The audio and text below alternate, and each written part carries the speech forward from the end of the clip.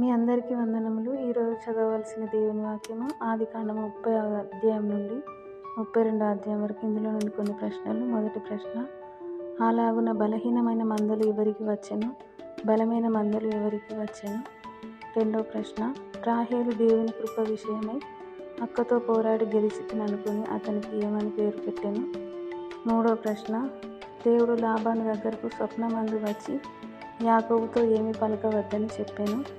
నాలుగవ ప్రశ్న, తన ప్రయాసము చేతుల కష్టమును చూసి దేవుడు లాబానును ఏమి చేశానని యాకోబు చెప్పాను. ఐదవ ప్రశ్న, కాబట్టి వారు యాకోబుతో ఏమి చేయమని అతనికి ఉత్తరం ఇచ్చింది. ఆరవ ప్రశ్న, అప్పుడు యాకోబు ఏమి తెలుపమని ఆయనను అడిగాను. ఏడవ ప్రశ్న, యాకోబు మిక్కిలి భయపడి ఏమి చేశాను? ఈ సమాధానం తెలిసిన వారు కామెంట్ బాక్స్లో తెలియజేయగలరు. షేర్ చేయండి.